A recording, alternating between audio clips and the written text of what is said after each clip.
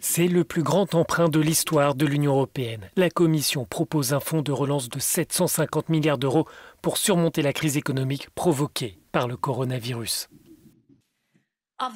Sur ce total, des montants de 500 milliards d'euros et de 250 milliards d'euros seront distribués respectivement sous forme de subventions et de prêts accordés aux États membres. La Commission européenne propose d'emprunter cet argent sur les marchés au nom de l'Union pour redistribuer ensuite ces fonds aux États membres.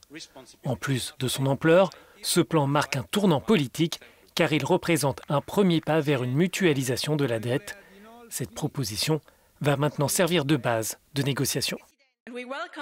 Nous saluons l'importance que vous accordez aux subventions pour être certain qu'aucun État membre ne reste sur le côté pendant cette crise.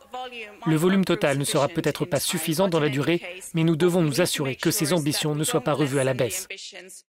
Ce fonds de relance ajouté au prochain budget européen représentera une enveloppe totale de 1 850 milliards d'euros, souligne la Commission européenne. Ce n'est pas seulement une question de solidarité. C'est aussi comment préserver le marché intérieur et l'existence même de la monnaie unique. Sur Twitter, les dirigeants français, espagnols, grecs et italiens saluent cette proposition. Mais ce projet annonce seulement le début d'une bataille politique avec les États membres surnommés les 4 frugaux. L'Autriche, le Danemark, les Pays-Bas et la Suède ne veulent pas partager l'effort avec leurs partenaires les plus endettés. Pour les économistes, ce dispositif peut fonctionner si les 27 parviennent à s'accorder. Cela peut faire des merveilles. Cela permettra aux entreprises de garder leurs employés qu'ils auraient autrement licenciés.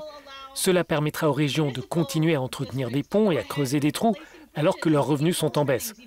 Cela va permettre à l'Europe d'avancer. Cela sera bien. Si les gens devaient s'inquiéter à propos de ce qu'ils payent ainsi de façon abstraite, alors la partie s'annonce plus difficile.